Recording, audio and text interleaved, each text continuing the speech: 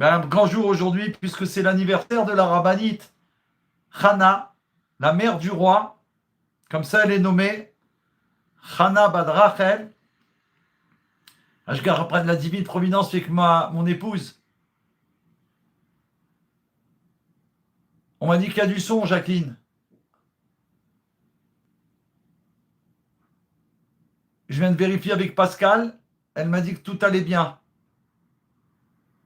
Peut-être parce que vous êtes sur notre chaîne à nous. Merci de vérifier. En tout cas, je suis content de vous voir parce que je n'ai pas réussi à vous avoir.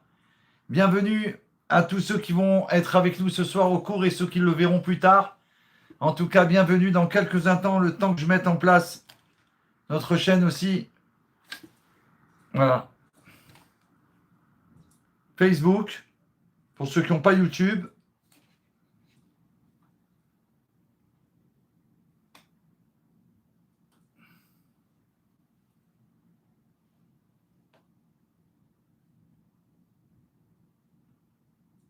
Voilà, on y arrive.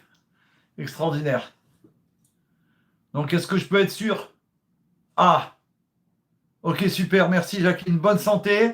Je ne pensais pas vous avoir une bonne santé. On va faire le cours aussi pour une bonne santé pour Jacqueline, fille de Shahaven, qu'on entende des bonnes nouvelles de sa santé, qu'elle soit en super forme pour continuer à diffuser avec Yehi Meller, avec toute l'équipe de la Géoula, la diffusion des sources jusqu'à l'extérieur, l'humanité, les non-juifs, bien sûr, eux, ce que le Baal Shem Tov, il attendait de nous, ça se fait par notre intermédiaire. Merci Hachem. Donc ce soir, il va y peut-être avoir un changement dans le cours, puisque c'est l'anniversaire de la Rebbetzin, la rabbinite Chana, la maman du roi Mashiach, qui est là, ici, présente. D'accord, mais le temps que je mette ça en marche, parce que aussi, il faut qu'il profite. Voilà, ça devrait fonctionner en même temps.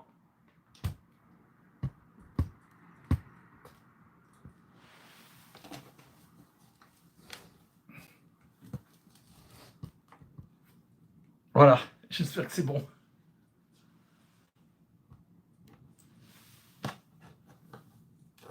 Voilà. Avec la grâce de Dieu. Bienvenue à la fois sur Facebook et sur YouTube. Ce soir, on a une invitée, une amie à Dominique, qui est avec nous ce soir. Normalement, je ne sais pas si elle est là maintenant, mais elle sera là. Elle nous a dit qu'elle sera avec nous. Bienvenue donc à tout le monde. 3 minutes 58, c'est parti. Une grande bénédiction pour Jacqueline, fille de Shahaven. Et qu'on entende des bonnes nouvelles pour une très très longue vie, une bonne santé. Qu'elle reprenne des forces par le mérite de l'étude, de tout le travail qu'elle fait, mon aide de camp, Baruch Hashem, avec tous les autres, parce que chacun a un rôle, un grand rôle dans l'équipe de la Géoula. Chacun a son poste. En fait, c'est ça. Jacqueline, on a mis une nouvelle lumière. J'espère que vous le remarquez. Grâce à Dieu, on est en une lumière beaucoup mieux qu'avant, qu'habituellement. Donc aujourd'hui, force spéciale, naissance de la maman du roi Mashiach qui apporte à toute l'humanité, puisqu'elle a eu le mérite de mettre au monde le roi Mashiach. Son fils qui en même temps est avant tout d'abord le 7e rabbi, le 7e berger d'Israël, qui est le libérateur comme Moshe Rabbeinu, premier et dernier libérateur pour le monde entier. Catherine Koulmi, bienvenue, welcome. C'est aujourd'hui le 28. Donc on attend les merveilleuses bonnes nouvelles de Catherine, avec la grâce de Dieu, de toute l'équipe. Ok, il faudra que je me faire savoir des merveilleuses bonnes nouvelles très prochainement. Ah oui, parce que là, il faut qu'on voie la rabbinite. Voilà. Sur le Facebook, on ne les voyait pas. Yehi Meller Jean-Charles, bienvenue. Bonsoir. Donc, comme c'est l'anniversaire de la rabbinite Chana, Bad Rachel, Hachem m'a permis juste avant le cours de trouver un enseignement que j'avais mis de côté et qui ressurgit comme ça. J'ai dit, c'est pas possible. Donc, bien évidemment, ouais, Mazal Tov. Ah là là là là. Merci Hachem. Ah là là là là là là là là là là là là. On racontera avec l'aide de Dieu les merveilles d'avoir écrit au Rabbi Baruch Hachem. Merci mon Dieu, que Dieu soit béni à jamais. qu'on entende des bonnes nouvelles pour chacun de vous, que tous les efforts que vous faites, ils soient récompensés, bien que vous ne le fassiez pas pour ça. Il faut continuer, ça veut dire qu'il faut continuer avec plus de force, avec plus de joie, plus d'enthousiasme. Et surtout, ce que vous ne faites pas assez, ça je vous le dis clairement, officiellement, c'est de partager. Vous voulez tout garder pour vous, et ça c'est un scandale. C'est un scandale, je le dis officiellement. Dominique, elle a fait un effort, grâce à Dieu, mais c'est un demi-effort, puisqu'elle a contacté. Mais c'est un effort, donc je l'applaudis. Bravo. Elle a contacté une personne, c'est une base d'Israël, mais qui a décidé d'accepter d'être avec nous sur le groupe et qui regarde, qui nous suit ce soir. Mais vous, Bnei Noir, et vous, enfants d'Israël, Jonathan et Rivka et compagnie, d'accord, avec tous les messages, jusqu'à quand vous allez rester sans amener des personnes Bnei Noirs et des branchés sur la chaîne pour voir le cours? Jusqu'à quand, Admataï? Jusqu'à quand on veut profiter de Yechia Meller que pour soi, que pour moi, et d'entendre les paroles du roi Mashiach que pour moi? Non, ça suffit. On ne peut plus être comme ça avec ce qui se passe dans le monde, par le mérite de la Rabbanit Hana, que Dieu fasse que vous fassiez votre mission d'aller jusqu'au bout. Celui qu'Hachem il vous envoie, il faut lui coller la petite carte ou lui faire savoir, c'est tellement facile. 7, vous ne vous rappelez pas, vous n'avez pas de carte. 7 loi de Noé.fr. Il n'y a pas besoin de TV Mashiach, vous ne vous rappelez pas comment c'est. 7 loi de Noé.fr collé. Vous tapez dessus, il y a toute notre chaîne, il y a tout ce que vous avez besoin. Branchez-vous tous les mardis soirs avec nous. Yechia Melech HaMashiach. On a déjà fait la bracha. L'chaim, l'chaim. Ok. Alors, comme on avait annoncé Parashat Bo, on va le faire, bien sûr. Et avec l'aide de Dieu, par le mérite de la rabbinite et des nouvelles qu'on a entendues pour Catherine et de Jacqueline aussi qu'on va entendre, et de chacun de vous, chacun de nous, qu'on va entendre des merveilles merveilleuses. Un instant, il faut brancher pour que ça ne coupe pas. Voilà, on est au top là. Batterie 770 sur 770, Yechia Meller.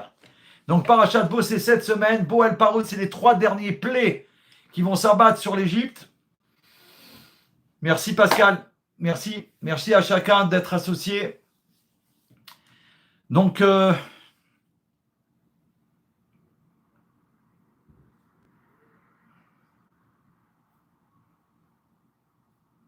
ok. Donc il y a une nouvelle, il faudra me faire savoir Pascal si elle est là, si elle a fait un petit coucou. Elle est que sur YouTube, elle a que YouTube. Merci beaucoup. Si elle envoie un message, faites-moi le savoir, vous m'écrivez, me dites qu'elle est là, elle est avec nous, parce que je pense qu'elle est peut-être un peu timide. Donc il faut la rassurer qu'on est, voilà, Hachem, tellement sympathique qu'on ne veut plus se quitter. Le Zohar sur la parashat Bo. Bo, c'est intéressant, ça s'écrit bête et Aleph. Et Khamen Meir Alexandre soit béni. J'étais en live avec vous au cours tout à l'heure, quelques instants de bonheur. Bo, c'est bête, Aleph, c'est 1, ça fait 3. Dans le mot Bo, il y a les 3 plaies qui vont s'abattre sur l'Égypte jusqu'à la dernière. Pour les premiers-nés des Égyptiens qui vont disparaître à jamais.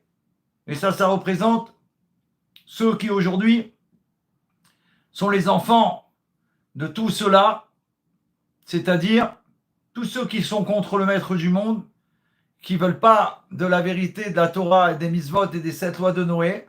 Alors ceux-là, pourtant, on leur donne toutes les chances. Nous, on les attend, on les accueille, on est là pour vous. Ma chère, il arrive, après, ce sera trop tard. Donc, branchez-vous tout de suite parce que Admataï. Donc, le Zohar nous enseigne. On va voir que c'est la guerre des reptiles parce que le pharaon est appelé le grand crocodile. Et Chaim Nitzri, Alexandre. Chaim Nitzri. Le grand crocodile. Imaginez ce que c'est. Si déjà un crocodile, ça fait trembler tout le monde. On parle du grand crocodile. C'est terrible. Merci à Jem il m'a permis de trouver une chaise enfin. Qu'est-ce qu'il me fallait pour donner le cours parce que c'était plus possible sinon. Zohar sur la parashat Bo.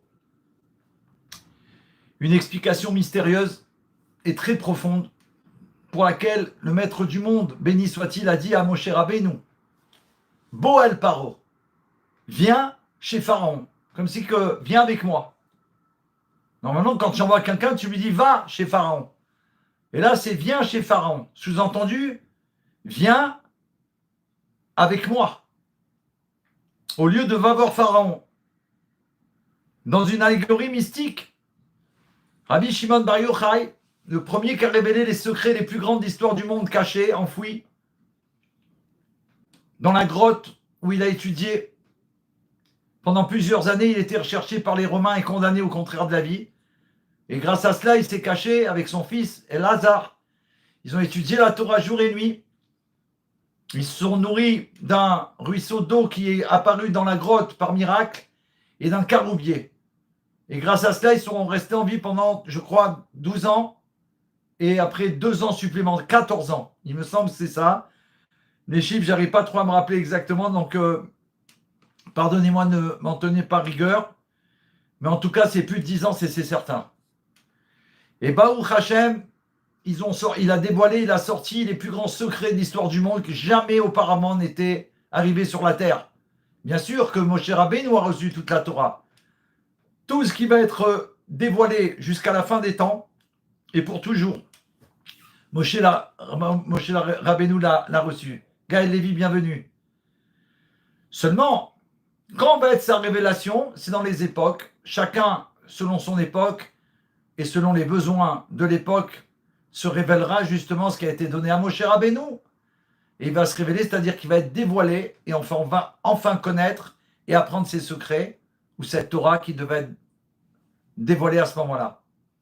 Donc, Rabbi Shimon Bar Yochai décrit comment le Tout-Puissant a conduit Moshe Rabbeinu jusqu'à ce qu'il atteigne le plus grand reptile, le crocodile, le grand crocodile spirituel. Il l'a conduit, il a fait venir, il a dit, Boal Paro, viens avec moi, je t'emmène dans le palais de Pharaon. Et il y a fait visiter toutes les pièces du palais. Il a amené Moshe Rabbeinu là-bas. Il a appelé le grand crocodile le tanin supérieur. C'est la racine de l'âme, c'est la source, la racine de l'âme de Pharaon. Comme rapporté par le prophète Yecheskel, le cours qu'on a transmis hier, qui est déjà sur la chaîne. Me voici sur toi, Pharaon, roi d'Égypte, le grand tanin, le grand serpent qui se trouve dans ces rivières. Quand Moshe Rabbeinu vit que Pharaon avait une source spirituelle si profonde qu'il en a eu peur de s'approcher. Et c'est là qu'à ce moment-là, le maître du monde, béni soit-il, a demandé à Moshe, Boel Paro, viens, car je viens avec toi, je serai avec toi, je viens avec toi, pas simplement je viens avec toi, je t'accompagne. Et il lui fait visiter toutes les pièces du palais. Antoinette, Kolb, Baruch Haba, bienvenue à tous les bnei noirs et tous les enfants d'Israël qui sont là. Alors Hachem dit à Moshe, viens avec moi chez Pharaon. Moshe avait peur d'approcher Pharaon parce qu'il voyait que sa racine, plutôt la racine de l'âme de Pharaon, était plus haute que la sienne. C'est-à-dire que dans sa source spirituelle, il était très élevé, plus haute que celle de Moshe Rabbeinu, si on peut dire. Alors que Moshe correspond au niveau de Chochma, la sagesse, la source spirituelle de Pharaon est au-dessus. Chochma, au-dessus de la sagesse, elle est au niveau du Keter, de la couronne céleste. Donc quand il a vu ça, Moshe, parce qu'il était capable de voir ça, il a eu peur. Comment c'est possible que Moshe Rabbeinu il a peur? On peut poser cette question. Mais bien sûr, on va comprendre. En fait, la source spirituelle de Pharaon est au-dessus du niveau de Keter, elle est la couronne céleste. Et la Chassidoute explique que la sagesse, c'est donc la sphira que du niveau de Moshe Rabbeinu, la sphira de sagesse est le premier des 3 pouvoirs intellectuels, comme on connaît les 3 sphirotes, Chochma Bina Da'at, qu'on apprend souvent ensemble. C'est l'étincelle initiale de conscience qui pénètre dans le psyché. En revanche, le niveau de Pharaon, dans sa source spirituelle, qui est le niveau de Kéter, la couronne, représente l'insondable superconscient. Il repose au-dessus de l'esprit conscient comme une couronne qui repose au-dessus de la tête. Kéter contient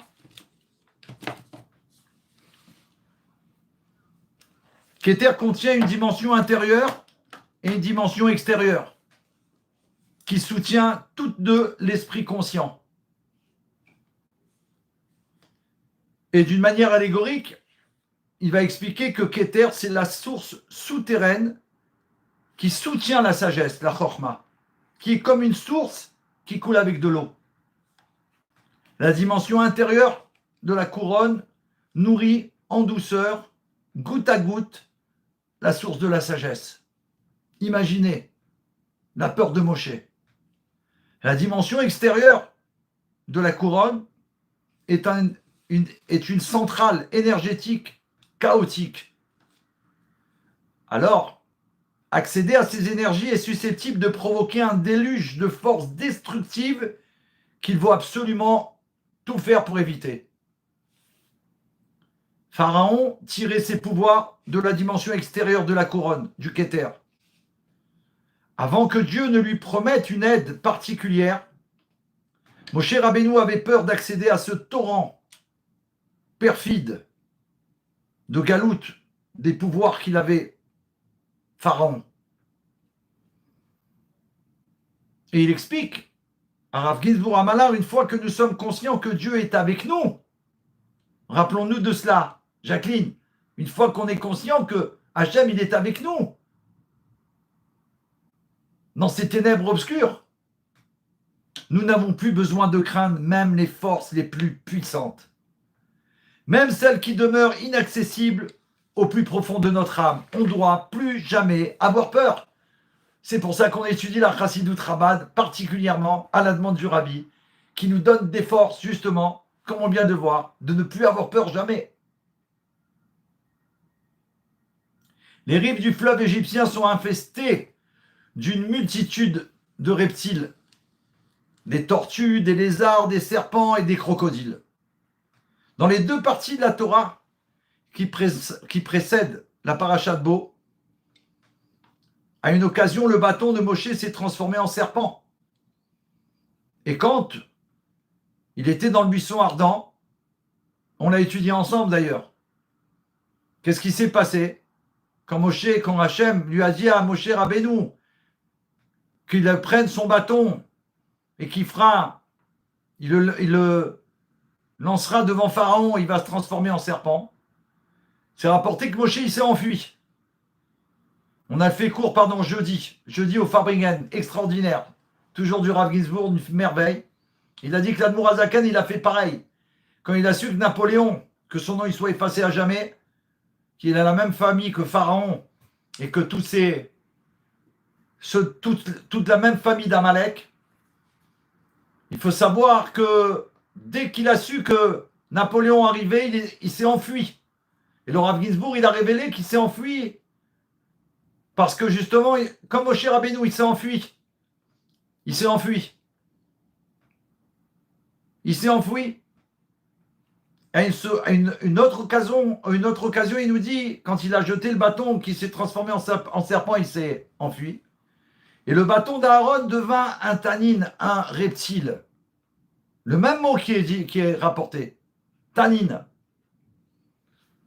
Dans le récit de la Torah sur la création, Rashi, le célèbre Rashi, le français de la Géoula, qui traduit toute la Torah, qui la commente, Baruch Hashem, jusqu'à aujourd'hui, on s'en est sorti grâce à Rashi, toutes les merveilleuses explications qui nous ont fait comprendre la Torah. Parce que jusqu'à lui, ce n'était pas possible de comprendre de cette façon-là véritablement. Rashi associe le grand Tanin avec le Léviathan, le fameux poisson géant qu'on va avoir le mérite de manger lors de la plus grande Séouda au monde, celle de l'avenue de Mashiach, le plus grand Farbringen de l'histoire du monde. Avec Mashiach, avec tous les Rébim, avec les 7 bergers d'Israël. avec tous les tzadikim, tous les justes du monde entier parmi les enfants d'Israël, jusqu'à Avraham Avinu, Yitzhak, Yaakov. Les grands seront tous là, à cette cérémonie, avec tous les enfants d'Israël de toutes les générations, vivants et existants. Il compare donc ce grand reptile au crocodile. Le crocodile, pardon, au léviathan. Ces reptiles sont donc interchangeables. En méditant sur ces différentes créatures, nous pouvons développer notre compréhension du pouvoir de Pharaon et comprendre pourquoi Moïse le craignait. Là, on va voir l'explication.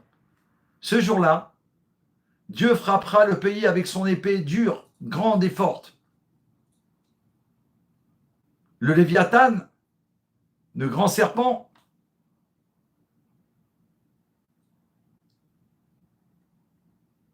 il lui-même tuera le tannin dans l'océan. Il va traverser comme si c'était une serrure, de part en part, et il va le déformer complètement, l'anéantir. Il va s'enrouler jusqu'à ce que sa queue soit dans sa bouche. Et donc, il y a une bagarre gigantesque qui va y avoir entre le grand tannin et le léviathan. Et ça, c'est rapporté, cette paire de reptiles est associée dans la Kabbale à la base des igoulim, qui ça veut dire des cercles. Les cercles représentent le monde cyclique de la nature comme un système fermé qui ne produit jamais de nouvelle énergie, comme le dicte la loi de conservation de l'énergie. La ligne représente la lumière de la Torah et des mitzvot, qui génèrent constamment une nouvelle énergie. Quand on étudie la Torah, comme maintenant, et qu'on pratique les mitzvot, qu'on met en pratique sa volonté sainte et bénie, alors on met en place et ça génère des énergies nouvelles. D'où les énergies nouvelles, c'est que dans la dernière génération qu'ils ont apparu. Et Sheva, bienvenue, Yechia Meler. Les nations anciennes du monde connaissaient bien les mathématiques. Et les sages égyptiens étaient particulièrement réputés pour leur connaissance du monde naturel. Pharaon, lui, justement, le grand tannin, le grand crocodile, représente la forme cyclique de la philosophie naturelle. Il est le léviathan, de l'autre côté, si on peut dire, déformé. Le grand reptile d'Égypte. Il vénère les puissances de la nature et tente de s'identifier à elle, affirmant « Le Nil, ma rivière, c'est moi.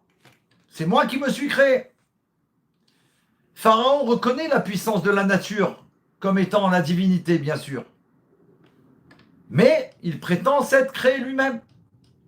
Cela se reflète dans la valeur numérique du nom divin Elohim, qui est lié au mot Teva, la nature, valeur numérique 86, à Teva. Il n'est pas prêt à reconnaître le nom essentiel de Dieu, Havaya, Hachem ou à Elohim. Dieu est la Teva, si on peut dire, le monde. Tout le monde, toute la Teva, c'est Dieu qui est habillé dans le monde. Ce nom se rapporte au pouvoir de Dieu. Lui, il ne veut pas reconnaître Hachem, le nom Havaya qu'on étudie toutes les semaines. Il ne veut pas. Il pense que c'est lui. La Teva, ça lui suffit.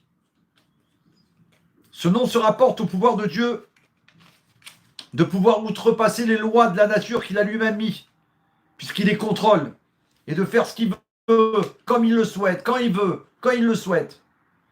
Bien que la perception de Pharaon soit fausse, elle est enracinée dans un niveau spirituel élevé, puisque sa source est élevée, auquel le Tout-Puissant apparaît au monde par la puissance du cercle, des igoulim, toujours fermés, qui ne donnent pas d'énergie. Tout pour moi, je suis, moi. Je veux tout avaler.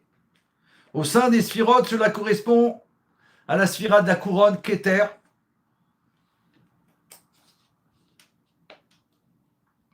Alors, Moshe Rabbeinu, lui, qui représente la Torah, qui est une ligne droite qui traverse directement les cycles de la nature, contrairement à un cercle sur lequel chaque point est identique. Une ligne a un début et une fin distincts.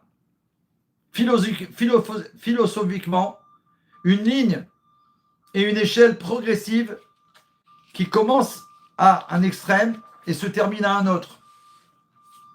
Les deux, Katia, bienvenue, Yechia Meler. Sylvain, Yechia Meler Hamashiach, bienvenue à tous. Les deux extrêmes peuvent être le bien ou le mal, le permis ou l'interdit, le kadosh ou le contraire, le profane, le pur ou le contraire de pur. Le haut et le bas de la ligne représentent deux options contradictoires. Et c'est à ce moment-là, si on peut dire, qu'intervient, pas si on peut dire, c'est là qu'intervient le libre arbitre. Le libre choix de décider. Je choisis le bien ou je choisis le contraire. Que Dieu en préserve. La ligne commence par la sagesse.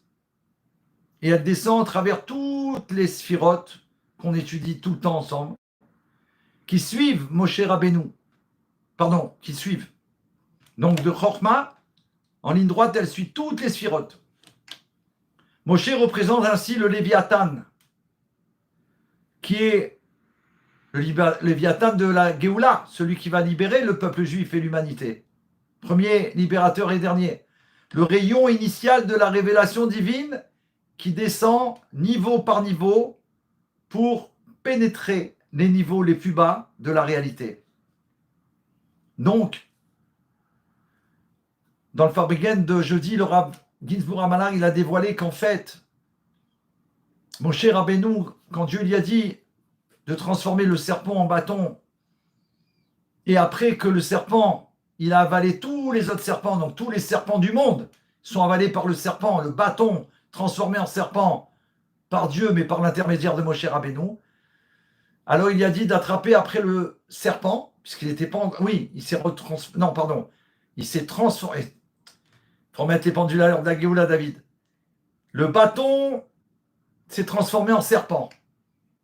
Pharaon, il a fait pareil avec tous ses serviteurs. Ils ont fait plein de serpents. Le bâton de Moshe transformé en serpent s'est transformé. C'est Aaron qui l'a lancé, qui l'a fait devant Pharaon. S'est transformé devant eux en bâton. Et en bâton, il a avalé tous les serpents. Et là, ils sont venus stupéfaits.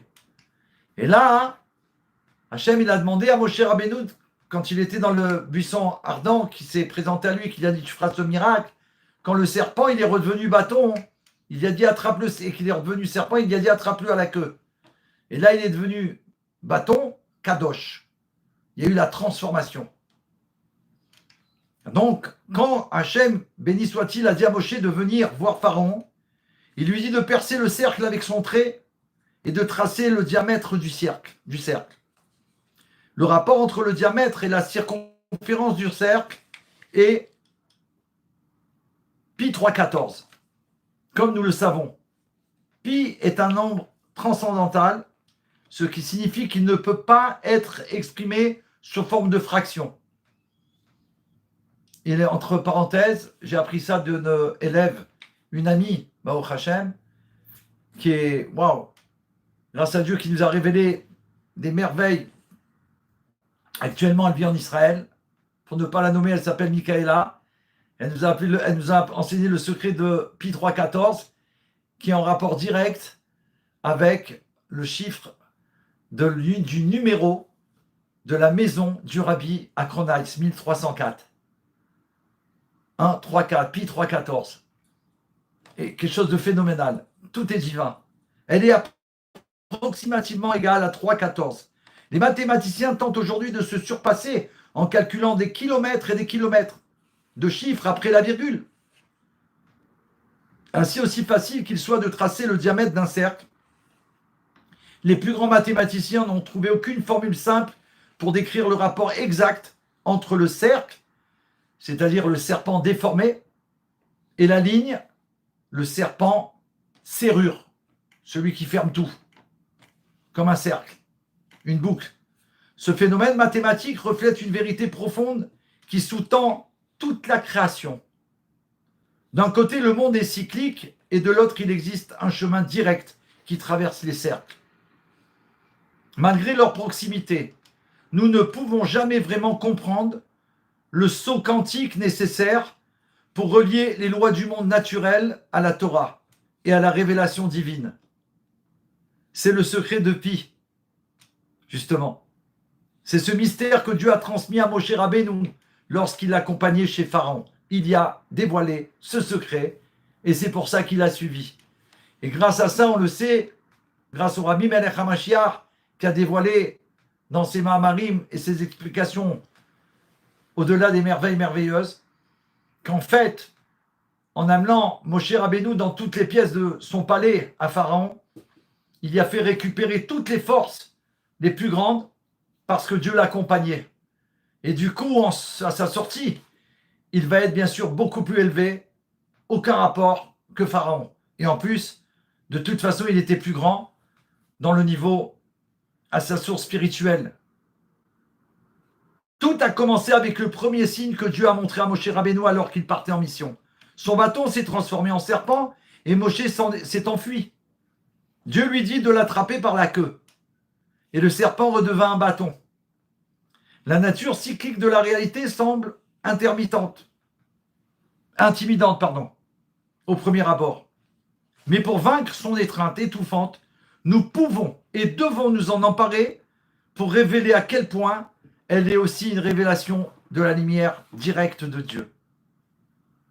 Moshe Rabbeinu, qui a reçu la Torah et les 7 lois de Noé au mont Sinaï, craignait une collision frontale avec Pharaon, face à face. Waouh, waouh, waouh.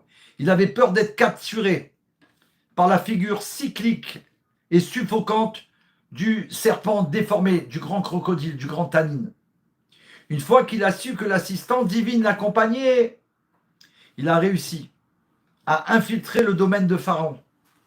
Il pénétra les forces cycliques de la nature avec sa ligne droite, donc de Torah et Mitzvot, qu'il a appris qu'il va recevoir de Dieu après, jusqu'à ce que la couronne circulaire de Pharaon repose confortablement sur la tête, sur le côté droit de Moshe Rabbeinu. Il a réussi, Baruch Hashem, grâce à l'aide de Dieu, à récupérer, si on peut dire, les plus grandes forces qu'il avait dans la galoute, le pharaon,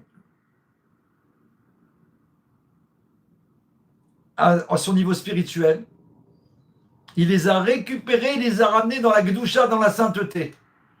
Et c'est pour ça qu'il a gagné, et grâce à cela qu'on peut gagner jusqu'à l'avenue de Mashiach, grâce au fait que Moshe Rabbeinu a réussi cette prouesse, bien qu'il avait très peur, comme on l'a expliqué, mais que sachant que Boal Paro, viens chez Pharaon, je serai avec toi, pour nous rappeler à nous, dans l'épreuve que nous vivons actuellement dans le monde, où le contraire du bien veut absolument, par ce bras de fer incroyable, puisque il sait, depuis que le Rabbi a fait savoir que Mashiach est là, et que la délivrance du monde était proche, elle était imminente, il sait que c'est sa fin pour l'éternité, alors il a essayé tout ce qu'il a pu pour faire des choses qui sont le contraire du bien, comme jamais on a vu et entendu. Mais Baruch Hashem, grâce à Moshe Rabbeinu, qui a déjà été dans le palais de Pharaon, récupérer toutes les plus grandes forces spirituelles qu'il avait du Keter dans le contraire du bien, et que lui les a ramenés, puisque lui il était Pharaon, le contraire du bien. Lui il se prenait pour Dieu, lui il ne voulait pas reconnaître Hachem. Il les a récupérés, il les a transformés, un peu, si on peut dire, comme l'Admour Azaken, qui a récupéré le chant, la chanson, le chant de Napoléon, que son nom il soit effacé à jamais. La marche napoléonienne, ce chant qui appartenait à la galoute, à l'époque, quand il partait en guerre, il chantait la marche napoléonienne. Et l'Admour Azaken, il avait vu que ça leur donnait une force incroyable.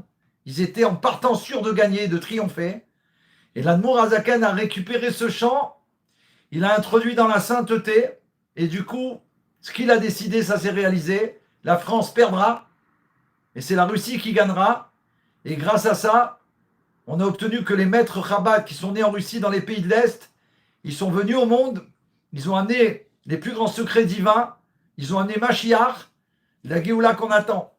Cette marche napoléonienne, écoutez bien, c'est le chant que nous, un nigoun, puisqu'il est transformé maintenant, il a été transformé, que nous chantons à la fin de Yom Kippour, le jour le plus grand du peuple juif.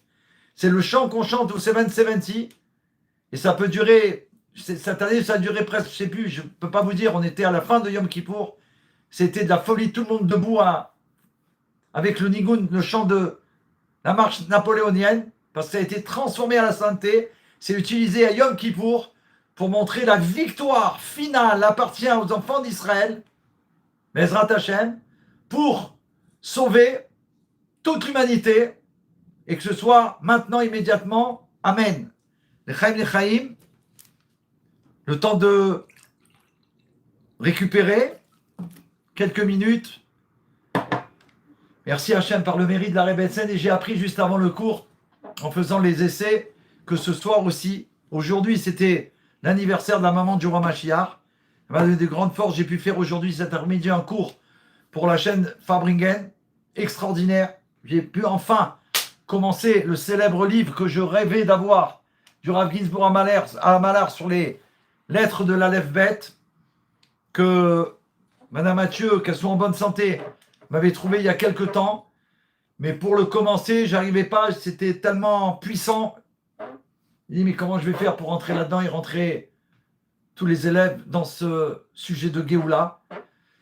Et aujourd'hui, grâce à la maman du Rabbi, je vous dis sincèrement, j'ai dit, il faut que je fasse un cadeau à Hachem, surtout à la Rebbe Etsen, bien sûr, grâce à elle.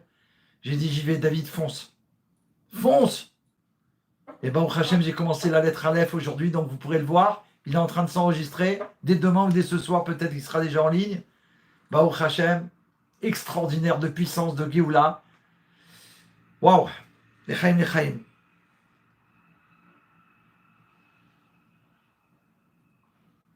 Donc ce soir, c'est l'anniversaire. Je crois que c'est la Idoula, la fin de mission du grand kabbaliste qui a rencontré le Rabbi Melech HaMashiach, Rav Kadouri, qui a reçu une bénédiction extraordinaire du Rabbi particulière pour que tous ces enseignements profonds de Kabbal tournent et soient diffusés dans le monde entier. Voilà ce que le Rabbi a dit. Il y a une grande vidéo où il se serre la main pendant tout le temps de l'entretien, qui est extraordinaire, certainement qu'ils vont la diffuser ce soir et demain en non-stop. J'ai eu le mérite de, quand il est venu à Paris plusieurs fois, mon ami Rav David Amselem, qui faisait partie par son oncle ou son cousin du staff qui recevait le Rav Kadouri et toute son équipe, les élèves, tout le monde, les rabbinim qui étaient là. Il était chez quelqu'un de sa famille dans le 19e. Et à cette époque-là, on travaillait ensemble pratiquement constamment pour Mashiach. Donc il m'a invité plusieurs fois à aller le voir, à manger avec lui, avec le Rav. J'ai amené mon fils Shlomo, mon épouse qui était enceinte de Chana Sarah, la veille de son accouchement. On a été le voir pour une bénédiction. Et le Shabbat, ma femme voulait absolument accoucher un Shabbat. Et Shlomo, il est né un Shabbat aussi. Et la troisième, Chana Sarah, donc le Shabbat qui a suivi notre rencontre avec Rav Kadouri, elle a accouché de Chana Sarah. Incroyable. Extraordinaire. Ce qu'on a vécu, c'est des merveilles. Alors, attendez. Donc, deuxième cours. Ouais. On va le faire et je vais essayer de vous faire le troisième en cadeau ce soir. Ceux qui voudront, ceux qui pourront, j'oblige personne. Mais voilà, c'est le cadeau par rapport à toutes ces merveilles qu'on reçoit. On y va. Donc les 10 plaies d'Égypte sont venus soumettre... Attendez. Pardon. Faut que je vérifie quelque chose tout de suite en live. Un grand bonjour à ma maman qui a essayé de m'appeler, mais là, c'était pas possible. Attends. Ouais, non, ça c'est après. Ok. Alors on y va.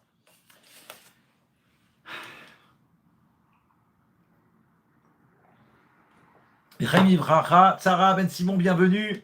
Judith Diffray, bienvenue, welcome, Baruch Haba. Tous ceux qui sont là, Katia soit béni, toute la famille, tous les amis, tous les élèves, tous les petits frères, toutes les petites sœurs, bienvenue. Deuxième cours spécial, cours aussi. Les 10 plaies d'Égypte sont venus soumettre les forces de l'âme. On est en plein de plaies, puisque là, c'est les 3 dernières, on a dit dans la paracha de Bo, jusqu'à la fin des premiers-nés d'Égypte. Et donc, en vérité, elles sont venues soumettre les forces de l'âme, qui sont incapables de reconnaître la réalité intérieure de l'âme. Havaya, le nom essentiel de Dieu. Voilà. Ceux qui ne veulent pas reconnaître l'existence d'Havaya, comme Pharaon. Qui c'est ce Dieu? Je ne connais pas. Le Kabbal explique que les plis correspondent à l'ordre des séphirotes de bas en haut. Donc de Malchut jusqu'à Chochma ou jusqu'à Keter, on va le voir. Et en fait, le premier fléau, qui est le sang, la première plaie, correspond à la sphira de la Malchut, la dernière. Et là, dans l'exposé, la première en partant du bas. Dans le côté impur. Le deuxième fléau, oui, parce qu'on avait appris, rappelez-vous, qu'il existe dans le bien les 10 sphirotes et dans le contraire du bien aussi. Le deuxième fléau, la deuxième plaie, correspond aux grenouilles, qui correspond à la sphira de Yesod, de la fondation, dans la Klippa, donc dans le contraire du bien, et ainsi de suite. La neuvième plaie, les ténèbres, et ça correspond à la sphira de la sagesse, Chochma. Les ténèbres, ça a été terrible, puisqu'ils pouvaient, tellement que c'était épais, la Torah nous enseigne que l'obscurité épaisse qu'il y avait à cette époque au moment de la plaie était tellement épaisse qu'il ne pouvait plus bouger. Celui qui était assis restait assis. Celui qui était debout, il était debout. Il ne pouvait pas bouger pendant 3 jours. Et je crois que ça s'est fait 3 fois. 3 jours. Et 3 nuits. Terrible. Sans pouvoir bouger. Et chez les enfants d'Israël, ils voyaient clair. Toutes les plaies qu'il y a eu n'étaient pas chez les enfants d'Israël. Ils faisaient nuit totalement et jour chez les enfants d'Israël à Goshen. Donc, la 9e plaie d'Égypte reçue est la plaie de l'obscurité qui correspond à la sagesse, la sphira de sagesse.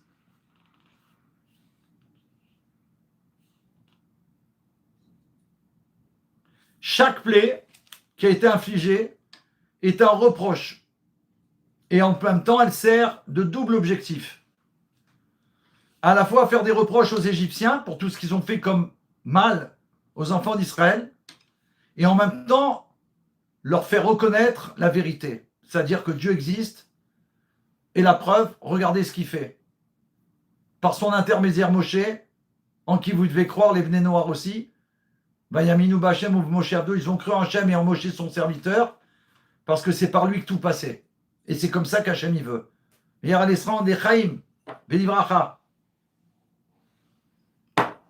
Le but, c'est de leur faire admettre, leur faire des reproches pour tout le mal qu'ils ont fait et leur faire reconnaître la vérité.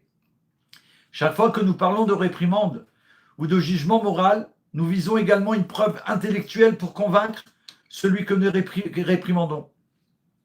Cependant, au moins au début, il existe une clipa qui empêche la vérité de pénétrer. Comme une clipa, ça veut dire une écorce. D'accord? Mais il ne faut pas oublier que l'écorce, elle cache un fruit qui est bon. Mais tant qu'il y a l'écorce, on ne peut pas passer, on ne peut pas goûter au fruit qui est à l'intérieur. Et si l'écorce, elle ne veut pas s'ouvrir, alors le fruit dedans, il peut pourrir. Ça, on le sait. Il faut donc d'abord critiquer, réprimander, et ensuite entrer dans la clipa, traverser la clipa, pour justement transformer et faire reconnaître que Dieu, oui, existe, Havaya. Le nom qu'on ne peut pas prononcer comme quand il est écrit. Suite à cette stratégie, Pharaon est frappé par 10 plaies. qui soumettent les 10 facultés de son âme, qui dans leur état actuel empêchent la vérité de pénétrer dans son esprit et lui prouvent la réalité du nom intérieur, du nom essentiel, le nom Havaya. Tout ça pour lui faire comprendre que la Teva c'est une chose pour qui il se prend, mais qu'au-dessus il y a Havaya, Yudke Vavke, qui quand il est Elohim, il s'habille dans la Teva, dans la nature du monde. Mais lui, il doit reconnaître Havaya. Et comme nous l'avons vu au début de la paracha, l'Égypte saura que je suis Havaya. Toute l'Égypte, elle a reconnu Dieu. C'est incroyable. On l'a vu grâce aux premiers-nés qui sont venus combattre leurs frères en disant que le Dieu des Juifs, c'est le vrai Dieu et que Moshe, c'est le vrai serviteur et le prophète, puisque tout ce qu'il dit se réalise au nom de Dieu. Nous voulons toujours savoir ce qu'était l'obscurité. À l'époque où les Israélites étaient esclaves en Égypte, il y avait effectivement de la sagesse en Égypte. En effet, à cette époque, l'Égypte possédait le summum de toute la sagesse humaine. Ils étaient très, très grands. Le summum, la science de l'époque. Le but du fléau des ténèbres était de démontrer aux Égyptiens, et en même temps aux Juifs, que toute la sagesse scientifique égyptienne n'était rien d'autre que l'obscurité totale. J'espère que c'est assez clair pour que vous compreniez, mes frères et sœurs, petits et grands, que là c'est pareil ce qui se passe aujourd'hui. Tout le but de la révélation de Dieu sur terre maintenant immédiatement par le Melech HaMashiach, c'est pour révéler que toutes les sciences du monde, elles sont l'obscurité totale. C'est que pour obtenir du pouvoir, de l'argent, profiter des gens, des faibles, de l'humanité, de faire ce qu'ils veulent avec, n'importe quoi, que Dieu nous en préserve, en prétendant que leur science, elle est waouh. En fait, il y avait une obscurité si lourde et si tangible que les sages disaient, si vous étiez assis, on ne pouvait pas se lever. C'est parce que l'obscurité, elle était terrible. C'est-à-dire que la science qui voulait démontrer que c'était la vérité, elle était terriblement l'obscurité totale. Et si vous étiez debout, vous ne pouviez pas vous asseoir. Les ténèbres vous lient complètement. Vous êtes attachés dans les fausses connaissances et le mensonge pour l'éternité. Tu ne peux plus bouger de là-dedans. Il était impossible de bouger à cause de l'obscurité. Il y a une obscurité épaisse dans tout le pays d'Égypte pendant 3 jours. Ils ne se virent pas et personne ne se leva de sa place pendant 3 jours. Imaginez. Quelle punition! Mais ce n'est pas qu'une punition matérielle, on vient de le comprendre grâce à cet enseignement du Rabbi Melech HaMashiach transmis par le Rav Ginsburg Amalar. Les sages déclarent qu'il faut croire qu'il y a de la sagesse parmi la nation, on est obligé, mais il n'y a pas de Torah. Dieu voulait montrer aux enfants d'Israël que même si les Égyptiens possédaient la sagesse, vivre selon cette sagesse était comme vivre dans les ténèbres. Ils connaissent beaucoup de choses. Regardez tous ceux qui ont des grands diplômes et qui sont présidents. Ils ont fait les plus grandes écoles. Et regardez ce qu'ils sont capables de faire, ou de laisser faire, ou de faire faire. Je rêve ou quoi? L'obscurité totale. Alors que la sagesse, donc on ne doit pas croire à ça, bien entendu, pour ne pas rentrer dans l'obscurité et de ne plus pouvoir s'en sortir, alors que la sagesse de l'Égypte est en réalité ténèbres, et double ténèbres, redoublée. Pour tous les enfants d'Israël, il y avait de la lumière dans leurs habitations. La Torah, il y avait de la lumière chez nous. Alors qu'on était en Égypte, qu'on a vécu plus de 210 ans en esclave, il y avait de la lumière dans nos maisons pendant l'obscurité totale. Les sages expliquent que non seulement les Israélites, les Juifs avaient de la lumière dans le pays de Goshen, leurs habitations, mais qu'ils avaient de la lumière partout en Égypte. Partout où ils allaient, s'ils marchaient, ou chez eux, il faisait nuit totale, il faisait jour. De plus, et plus encore, le Midrash écrit que pendant la peste, la plaie de la peste des ténèbres, un Israël entrait dans la maison d'un Égyptien et pouvait fouiller, voir tous ses biens. C'est Hachem qui l'a ordonné à Moshe. qui profitent de l'obscurité, qu'ils aillent voir partout où il y a toutes leurs cachettes secrètes, où ils cachent leurs trésors. Et quand ils rentraient, eux, ils voyaient rien. Et en plus, ils ne pouvaient pas bouger. L'Égyptien ne pouvait pas bouger à cause de l'obscurité. Et en plus, ils ne pouvaient pas voir l'Israélite. Ils ne pouvaient pas voir ce qu'on faisait. Les enfants d'Israël profitaient alors de leur connaissance des possessions des Égyptiens. Ils ont vu partout où il y avait leurs trésors cachés. Ils ont pu fouiller pendant 3 jours et 3 nuits chez eux. Tout. Et avant d'être libérés de leur esclavage en Égypte, comme Dieu leur a ordonné, demandez aux Égyptiens qui vous donnent leurs biens, de les emprunter.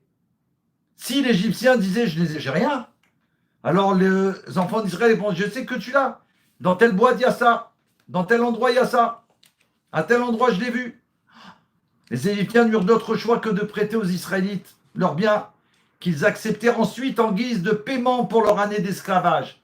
Là, ils leur ont prêté parce qu'ils leur ont dit pour sortir, on a besoin de tout cela. Et après, ils leur ont fait cadeau. Tout ce qu'on nous a mis en esclave pendant 210 ans. Alors, c'est tout ce qu'ils ont pris, tout ce qu'on a ramassé. Donc, il n'y a pas de vol. Et certainement qu'ils doivent encore. Symboliquement, ça nous enseigne que même si la sagesse égyptienne était obscure, un juif peut l'éclairer de l'intérieur. On peut éclairer le monde entier, les amis. C'est ce qu'on fait. On apprend, mais il faut partager. On apprend qu'il faut effectivement se plonger dans la science, s'y plonger sérieusement. Nous ne pouvons pas nous contenter de la lumière de notre propre maison, de la lumière de la salle d'études de la Torah. Nous devons errer, sortir de la maison d'études, errer parmi les sages égyptiens, y voir tous les trésors de la sagesse parmi les nations. Eux-mêmes sont paralysés par l'obscurité de leur science. Mais nous pouvons, seuls nous, enfants d'Israël, possédons la lumière divine, nous pouvons nous promener librement et voir tous les trésors et leur demander de les emprunter. On va servir de cette science, de ça et de ça et de ça, pour la divinité. Grâce à elle, à partir des vérités scientifiques, nous apprenons ensuite comment servir le Tout-Puissant. Incroyable mais vrai. Toutes les sciences qui sont développées nous permettent de comprendre mieux la Torah. Non pas qu'elle est là, plus grande que la Torah, pas du tout, on vient d'expliquer. Elle est très grande chez eux, mais ils n'ont pas la lumière de la Torah, de la divinité.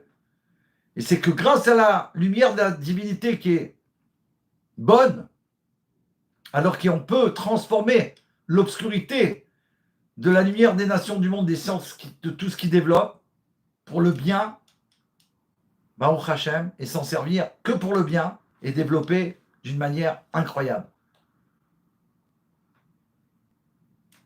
Je voulais donner un exemple qui m'est venu comme ça. Écoutez, à l'époque, il y avait les premiers, comment ça s'appelle, pour se diriger en route, en voiture, avant qu'il y ait Waze, il y en avait plein qui existaient, jusqu'à que Waze est arrivé, avec la sagesse divine d'Israël, des Juifs qui l'ont fabriqué, le Waze. On voit qu'aujourd'hui, il est toujours numéro 1 mondial, dans tous les pays du monde. C'est le seul qui te permet de savoir ce qu'il y a, qui prévoit, pas qui prévoit, il voit tout. Donc il te change les routes, c'est quelque chose de divin, parce qu'il y a la sagesse de la Torah. Ils ont récupéré comment se servent, comment ils ont inventé ça les nations du monde, et ils l'ont transformé en divinité, et en plus ils l'ont fait pour le bien de l'humanité. Tzip, Yechia Melech HaMashiach. Prendre des principes impurs qui peuvent aider à servir Dieu et évoquer à la suite du fléau de la plaie des ténèbres, ce qu'on vient d'étudier. Moshe Rabbeinu dit à Pharaon, toi aussi tu devras nous fournir des sacrifices et des holocaustes. Tu vas nous fournir, bien qu'on avait tout ce qu'il fallait, à offrir à notre Dieu. Car d'eux nous prendrons ce dont nous avons besoin pour servir Havaya, notre Dieu. La valeur de tout ce qu'on vient de dire en hébreu, de cette phrase, car d'eux nous prendrons ce dont nous avons besoin pour servir Havaya, notre Dieu, équivaut en Gematria à 959, soit 7 fois 137, dit le Rav Ginsburg, le maître en mathématiques divines, ce qui signifie que la valeur moyenne de chaque mot en hébreu de cette phrase est de 137, qui veut dire qu'il y a la valeur numérique de Kabbal. Kabbal, qui veut dire aussi réception, réceptacle.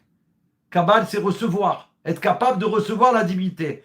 Pour être capable, il faut se soumettre à la divinité, reconnaître Havaya, que moi, j'existe pas. C'est lui qui me fait exister. Ma seule existence, elle provient de lui, et c'est ça qui fait que, apparemment, on existe. Cette soumission nous permet d'être un réceptacle et de recevoir la divinité. Des nations, nous prenons le secret pour apprendre à être des récepteurs. Puisque les nations du monde, par rapport au peuple juif, sont des récepteurs par excellence, destinés à recevoir la lumière de la sagesse, de la Torah, puisque nous, on doit leur transmettre de la part des érudits de la Torah. Alors il dit 959 et au-dessus la valeur primordiale d'Abraham, qui est connu comme le père de nombreuses nations. Et il dit que dans la phrase par rapport à Abraham Avinu, juste la valeur des 5 derniers mots de cette phrase, nous prendrons ce dont nous avons besoin pour servir Havaya, notre Dieu, est égal à 793.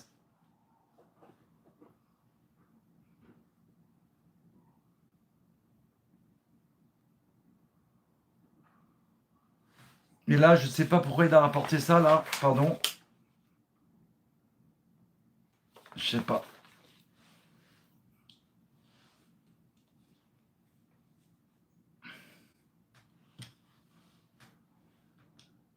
Et qui représente le secret de l'intercalation de... Je sais pas. Je suis désolé, là, je n'arrive pas à comprendre. En tout cas, à part la Gematria,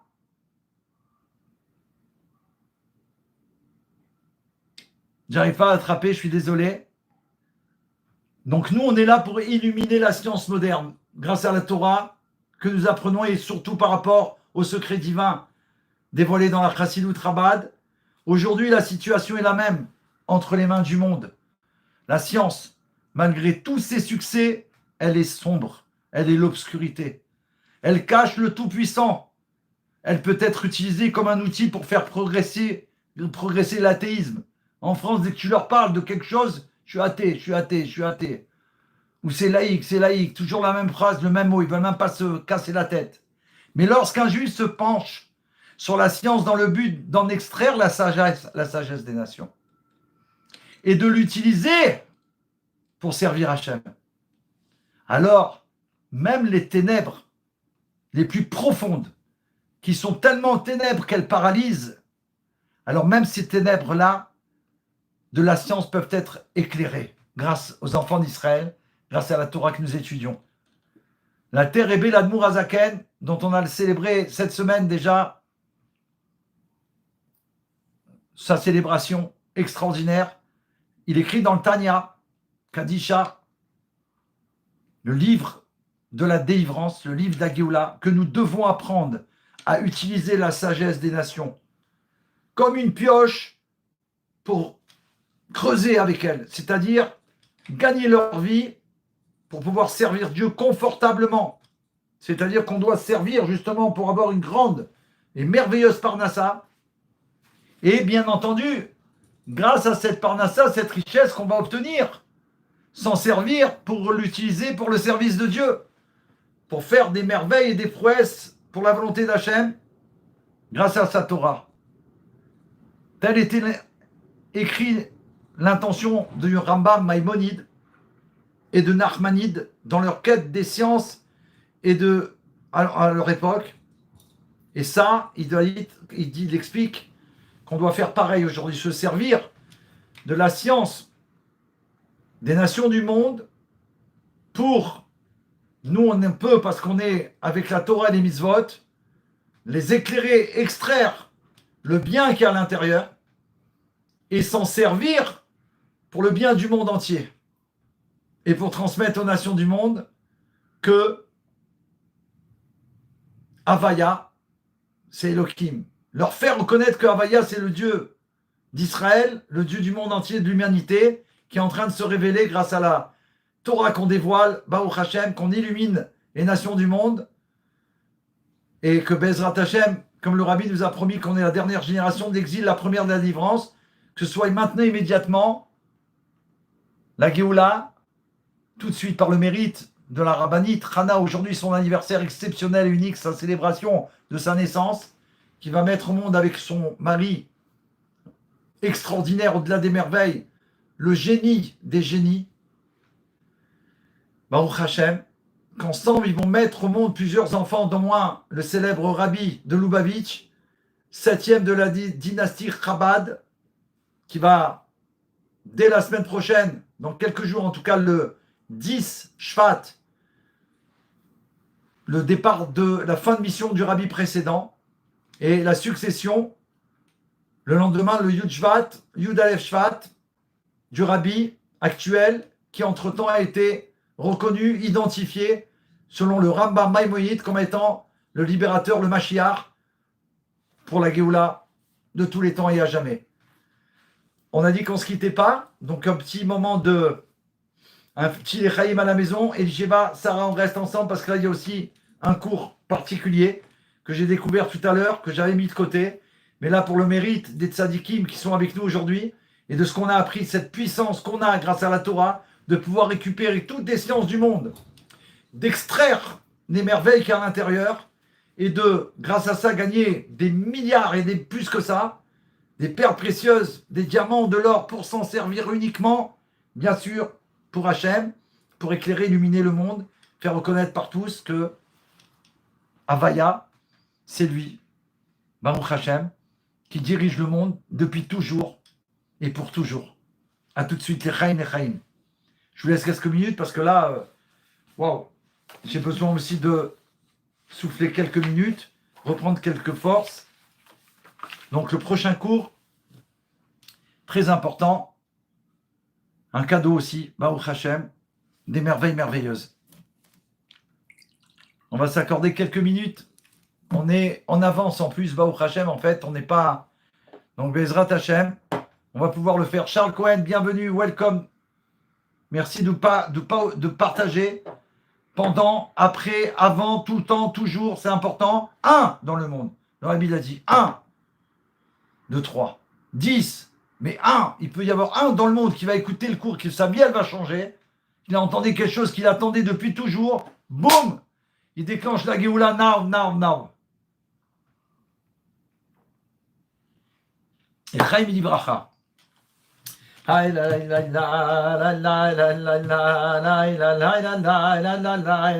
grande santé, une bonne santé pour le Rabbi Yitzhak Israël Ben Dina, qui sont en bonne santé toujours.